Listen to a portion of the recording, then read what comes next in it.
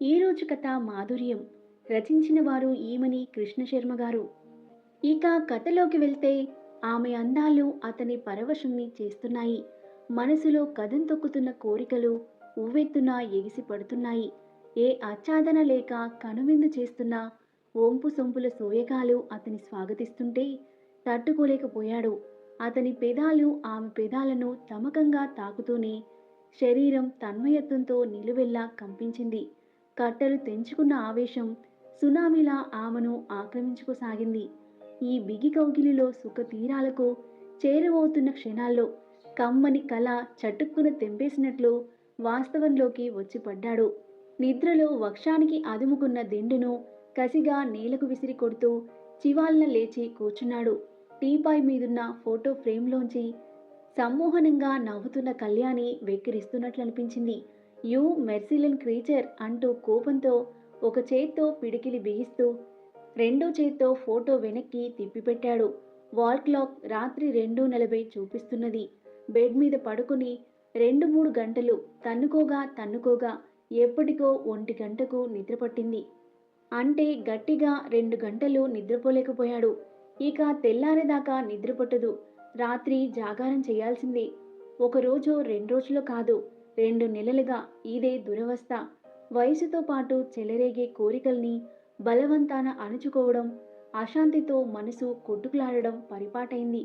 అసలు పెళ్లి కాకుంటేనో, పెళ్ళైన భార్య వేరేగా ఎక్కడో ఉంటేనో అనుభవించాల్సిన ఎడబాటు ఇది. కానీ ఒకే ఇంట్లో కాపురం ఉంటూ ఈ బలవంతపు బ్రహ్మచర్యమేమిటి?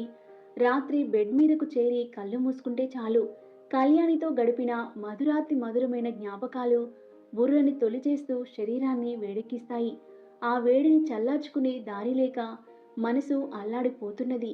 రాత్రులు కోరికలతో చెలరేగిపోతూ నిద్రకు దూరమవుతున్నాడు. ఆ ప్రభావం తన ఉద్యోగం మీద పడింది. వాట్ దీపక్, ఎంతో ఎనర్జెటిక్గా ఉండేవాడివి, డల్గా ఉంటున్నావు. వర్క్ కాన్సంట్రేషన్ ఉండడం లేదు. ప్రతి చిన్న విషయానికి చిరుబురులాడుతున్నావు. You look very tiresome, what happened అంటూ కొలీగ్ పాయింట్అవుట్ చేసేదాకా వెళ్ళింది పరిస్థితి. కారణం ఏమని చెప్తారు? ఇది పైకి చెప్పుకునేదా? సలహాతో సులువుగా పరిష్కరించుకోగలిగిన సమస్య కళ్యాణి అనాలోచిత నిర్ణయం వల్ల లవ్లీగా గడిచిపోతున్న జీవితంలో ఎంతటి అలజడి మొదలైంది. 3 ఏళ్ల దాంపత్యం ఎంత కమ్మని కలగా కరిగిపోయింది. ఇద్దరికీ కలిపి 1,50,000కు పైబడిన జీతం, ఆధునికమైన 2 బెడ్రూమ్ ఫ్లాట్, కారు, అన్నింటినీ మించి ఎలాంటి బరువు బాధ్యతలు, బాధరా బందీలు లేవు.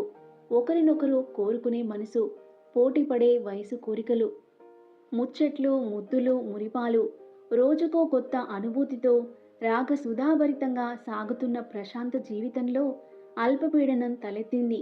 బజర్ మోగింది. నిద్రలేమితో ఆలోచనలో కొట్టుకుపోతున్న వాడల్లా ఉలికిపాటుగా లేచి కూర్చున్నాడు. కళ్యాణి వచ్చుండాలి అనుకుంటూ బెడ్ నుంచి లేచాడు.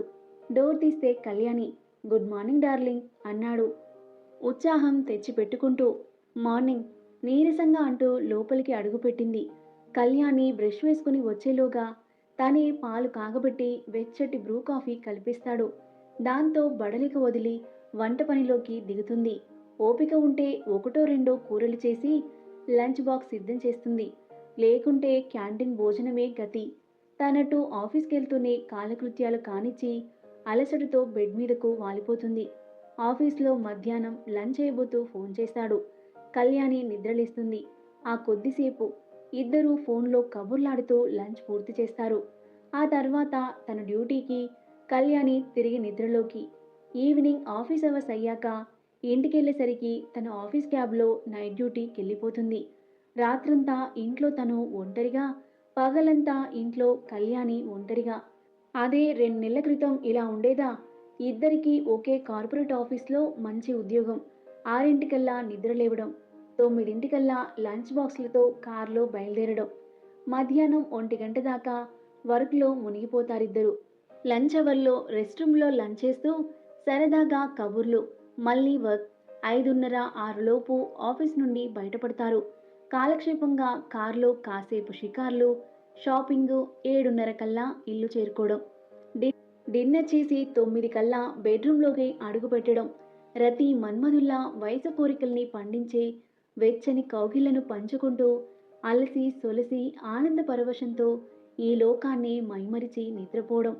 అయితే 3 నెలలుగా ఎంత నిస్తేజంగా నిస్సారంగా కాలం గడిచిపోతున్నది.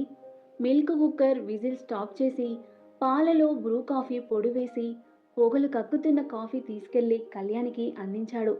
థ్యాంక్స్ అంది బ్రష్ చేసుకుని కాఫీ కప్పు అందుకుంటూ కళ్యాణి. నిద్రలేమితో ఎరుపెక్కిన కళ్యాణి కళ్ళలోకి చూశాడు.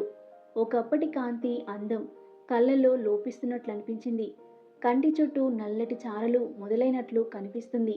You are looking so tired అన్నాడు భుజం మీద చేయి వేస్తూ. పేలవంగా నవ్వింది కళ్యాణి. చెప్తే నా మాట వినవుగా అన్నాడు నిష్ఠూరంగా. అబ్బా, పాడిన పాటే ఎన్నిసార్లు పాడతావు? కొట్టి పారేస్తూ కాఫీ కప్పు టీపాయ్ మీదుంచింది. ఈ వయసులో ఎంత మిస్ అవుతున్నామో నువ్వు అర్థం చేసుకోవడం లేదు అంటూ 2 చేతుల్ని కళ్యాణి భుజాల చుట్టూ వేసి దగ్గరకు తీసుకున్నాడు. దీపక్ పెదాలు కళ్యాణి పెదాలను అందుకున్నాయి. రాత్రి నుంచి ఏ అనుభవం కోసం ఆరాటపడ్డాడో ఆ అనుభవం కోసం మనసు తహతహలాడసాగింది. ఆవేశం కట్టలు తెంచుకుంది. పురివిప్పిన కోరిక మనసును రెచ్చగొట్టి కళ్యాణి అందచందాలను సొంతం చేసుకోవాలని ఉవ్విళ్ళూరుతుంది. అతని చేతులు ఆమెను చుట్టేసి గాలి చొరబడినంతగా దగ్గరకు లాక్కున్నాయి. సున్నితంగా ఆమెను బెడ్ మీదకు వాల్చి ఏకం కాబోయాడు. అంతలోనే కళ్యాణి దీపక్ను గట్టిగా తోసేసింది.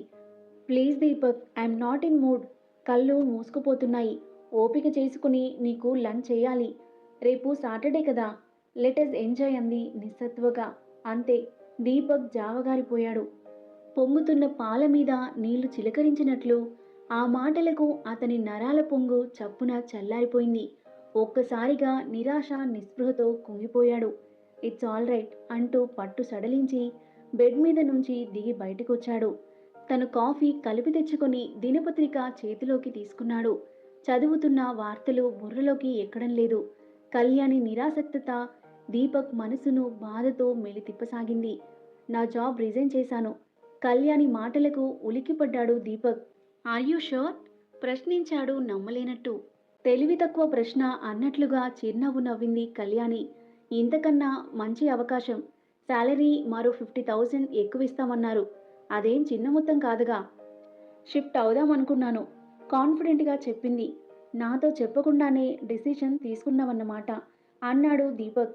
వాళ్ళు ఓకే చేస్తారనుకోలేదు. ఇద్దరం హాయిగా ఒకే చోట జాబ్ చేసుకుంటూ ఆఫీస్కి కలిసి రావడం కలిసిపోవడం మోస్ట్ కంఫర్టబుల్గా ఉంది కదా. వచ్చే ఎడిషనల్ ఇన్కమ్ ఇంకా కంఫర్టబుల్గా బతకొచ్చు Deepak. Housing loan, car loan, personal loan అన్నీ త్వరగా క్లియర్ చేసుకోగలం. ఇయర్ ఆఫ్టర్ ఇయర్ కంపెనీ వాళ్ళు ఎంతో కొంత శాలరీ హైక్ చేస్తూనే ఉన్నారుగా. అఫ్కోర్స్ ఈ డిమాండ్ ఎంతకాలం ఉంటుందో ఎవరు చెప్పగలరు. దీపం ఉండగానే ఇల్లు చక్కబెట్టుకోవాలి, ఈ మాత్రం తెలీదా అన్నట్లు మాట్లాడింది. దీపక్కు వాదన పొడిగించడం ఇష్టం లేకపోయింది. కళ్యాణి తనను సలహా అడగలేదు, సంప్రదించలేదు. తనంతట తానుగా ఒక డెసిషన్కి వచ్చేసింది. ఇప్పుడు కాదు కూడదంటే కొట్లాటలు, మనస్పర్ధలు. మర్నాడు తను ఆఫీస్కు బయలుదేరుతూ అడిగాడు. తనను డ్రాప్ చేయక్కర్లేదంది. నైట్ పికప్ చేసుకోవడానికి డ్రాప్ చేయడానికి కంపెనీ క్యాబ్ వస్తుందని నింపాదిగా చెప్పింది. దీపక్ భిన్నుడయ్యాడు. వారం వీకెండ్స్ తప్ప ఇంట్లో కలిసి ఉండే అవకాశమే లేదు. లైఫ్ సుఖాలన్నింటికీ డబ్బే ప్రధానమనుకుంటున్నావు అన్నాడు డీలాపడి. ఈ సొసైటీలో గుర్తింపు, గౌరవం, హోదా అన్నీ డబ్బుతో పాటే పెరుగుతాయి. వాటిని సాధించడానికి కొంతకాలం కొన్నింటిని వదులుకోక తప్పదు నిష్కర్షగా చెప్పింది కళ్యాణి.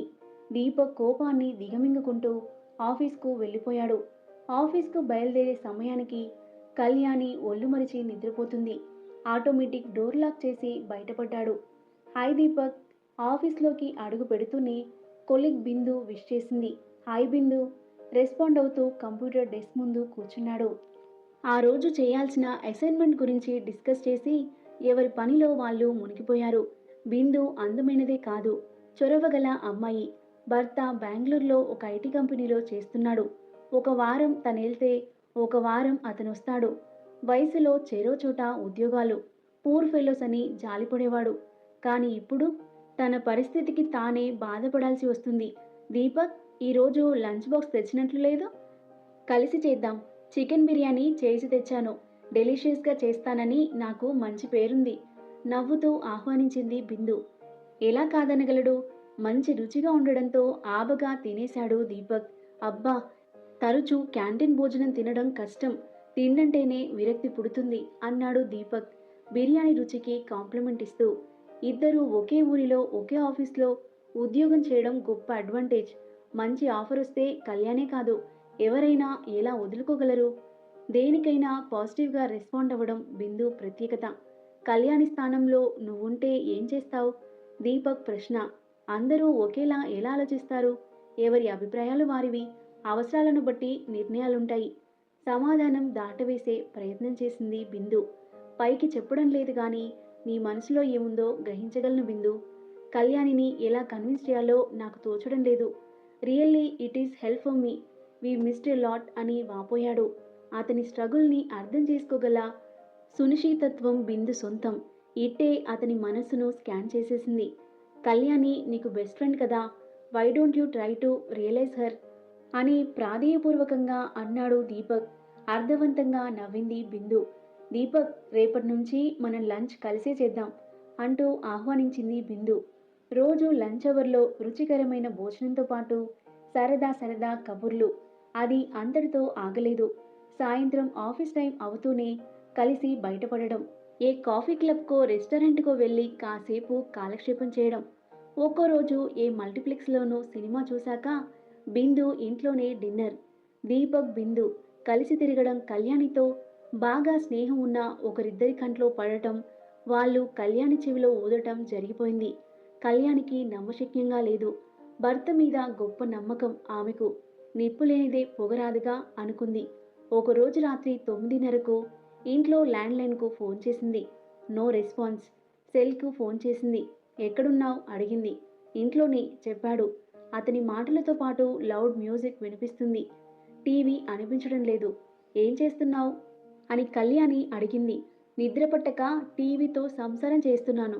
మాటల్లో వ్యంగ్యం తొంగి చూసింది. డిన్నర్ చేశావా? తినాలనిపించలేదు. పొడిగా సమాధానం.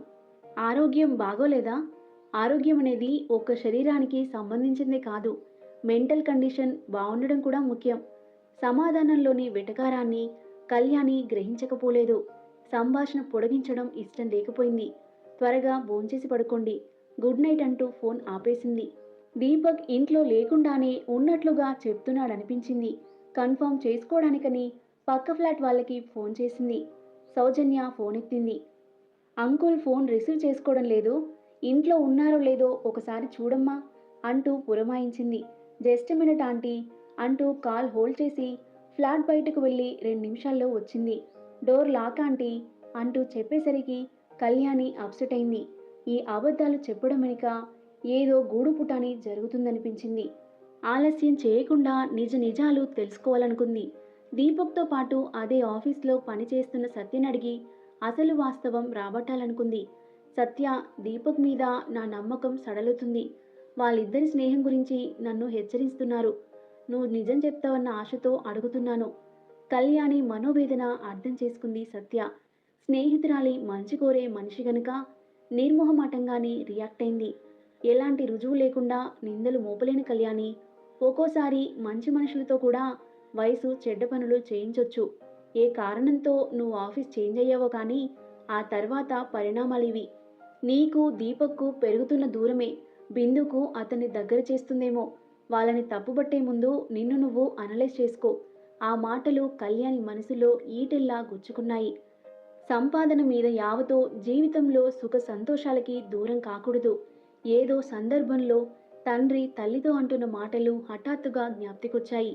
తను దీపక్ ఒకరినొకరు అంటిపెట్టుకుని ఇంట్లో ఆఫీస్లో ఎంతగా సుఖ సంతోషాలు అనుభవించారో మననం చేసుకుంది.